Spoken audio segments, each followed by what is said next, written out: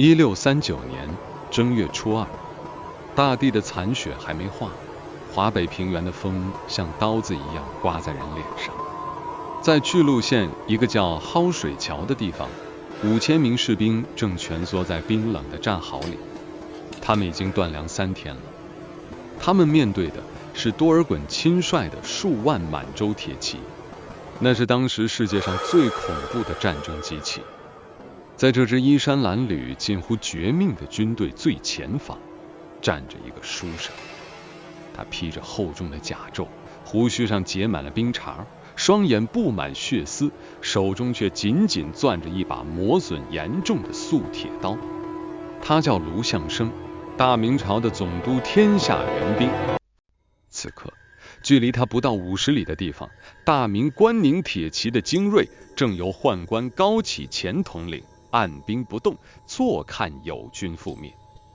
这不只是一场力量悬殊的遭遇战，这是一场大明朝廷内部精心策划的合法谋杀。今天我们复盘卢象升与天雄军的终局，我们要看的不是一个英雄如何战死，而是大明朝的防御算法是如何从内部彻底崩坏的。要理解卢象升的悲剧，得先看他亲手打造的这支怪物部队——天雄军。大明末年，军队的逻辑很简单，给钱干活，没钱哗变。这种靠饷银维系的利益契约，在面对皇太极那种靠血缘和掠夺维系的八旗劲旅时，几乎是一触即溃。卢象升看透了这一点，他在大名府募兵时抛弃了募兵制的陈规，玩出了一套极致的亲缘算法。他回老家招人，核心原则只有一条：父子同军，兄弟同武，乡党同心。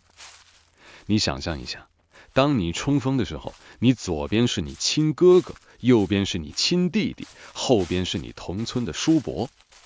在那个时代，这种基于家族名誉和原始血缘的纽带，比朝廷那几两发不出来的欠饷要硬10000倍。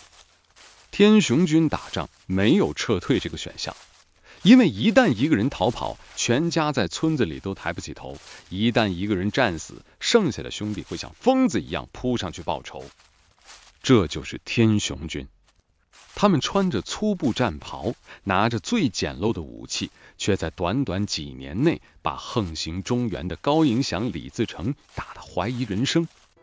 卢象升，这个本该在翰林院写文章的文人，成了崇祯皇帝手里最后一块遮羞布。他走到哪里，哪里就是大明朝最硬的底线。然而，这支部队的性格太硬了，硬的跟大明官僚系统那套虚伪、圆滑、利己的潜规则格格不入。当一个理想主义者带着一群死士进入官场沙场，他其实就已经在倒计时了。1638年，满清军队第4次绕过关宁防线，从长城入关，直逼北京。崇祯皇帝慌了，他把卢象升从前线紧急召回，授以总督天下援兵的重任。听起来威风凛凛，实际上这是一个要把卢象升架在火上烤的死局。当时的大明朝廷分裂成了2派，一派是大学士杨嗣昌，主张攘外必先安内，提议跟清军议和，先腾出手来解决国内的起义军。客观讲，杨嗣昌是个战略天才，他知道大明没钱了，打不起2线作战。另一派就是卢象升，他的逻辑更直接，满清是狼，狼只有被打痛了才会停下，议和就是资敌，就是丧权辱国。崇祯这个皇帝是典型的既要又要，他想要卢象升的武勇去前线拼命，又想要杨嗣昌的阴谋去暗中议和。结果呢？他给了卢象升尚方宝剑，却不给实权；他让卢象升去打仗，却把最精锐的关宁铁骑划给了宦官高启乾监管。这在大脑逻辑上就出必忧计了。一个统帅手里没有兵权，没有粮草，甚至没有皇帝的信任，杨嗣昌为了逼卢象升就范，甚至做出了最绝的一招——断粮。他截留了天雄军的补给，甚至故意扣押卢象升的奏折。他在赌卢象升会因为没粮没兵而主动要求议和，但他错了。他完全低估了卢象升这种硬核理想主义者的底线。卢象升的回应只有一句话：禹受国恩，恨不一死以报国家，议和二字不敢闻也。到了1638年12月，卢象升发现自己成了大明版图上的一座孤岛。他带着5000疲惫不堪的天雄军，在漫天风雪中寻找清军主力，而原本应该配合他的高启乾，带着数万精兵躲在几十里外。哪怕卢象升的求援信写得字字见血，高启乾也只是轻蔑地付之一炬。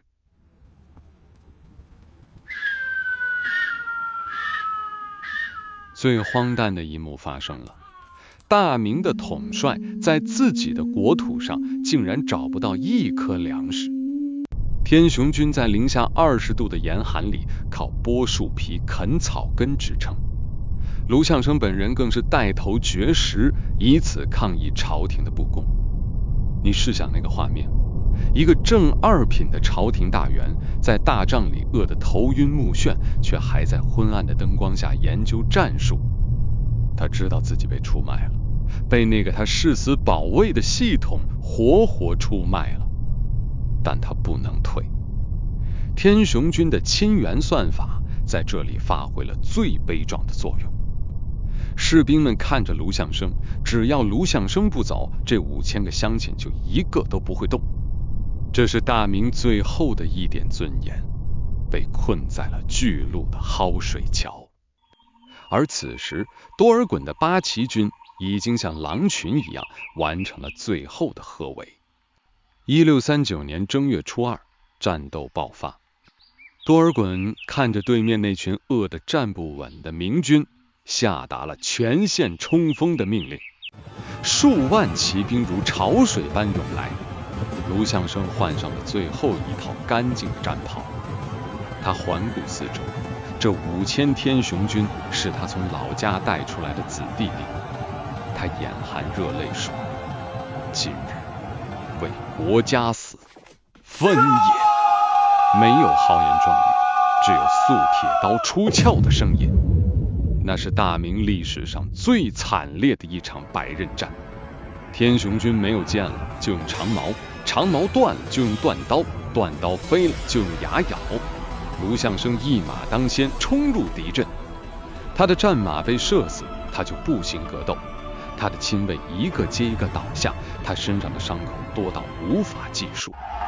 据史料记载，他连斩数十人，血染红了整件袍子，直到最后一刻，他依然保持着冲锋的姿态。此时的高启乾呢？他在远处的山头上，听着蒿水桥方向传来的喊杀声，竟然吓得直接拔营逃跑了。5000对数万，天雄军全军覆没，无一降者。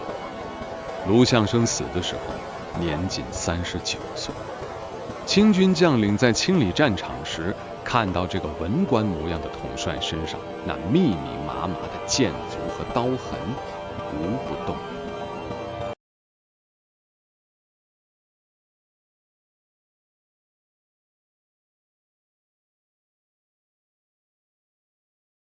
卢象升死后，杨嗣昌为了掩盖罪责，竟然污蔑他是阵前逃亡，甚至派人去验尸，试图寻找他自残的证据。但当那些验尸的人看到卢象升那具千疮百孔却依然挺拔的尸骨时，连这些最底层的衙役都忍不住跪地大哭。大明朝的防御系统在这一刻其实已经彻底脑死亡了。卢象升的死不只是损失了一员大将，而是大明朝亲手杀死了他最后的一点人格感召力。当舍命报国的人被诬陷，当握有兵权的人做事友军覆灭，这个系统的算法逻辑就变成了：聪明人保命，老实人送死。当一个帝国只剩下聪明人的时候，他的末日也就到了。5年后，崇祯皇帝在眉山自缢，身边只有一个太监陪同。那一刻，他会不会想起那个在巨鹿风雪中饿着肚子带头冲锋的书生？防线未崩，但大明的血已经流干了。我是林良河，我们下期再见。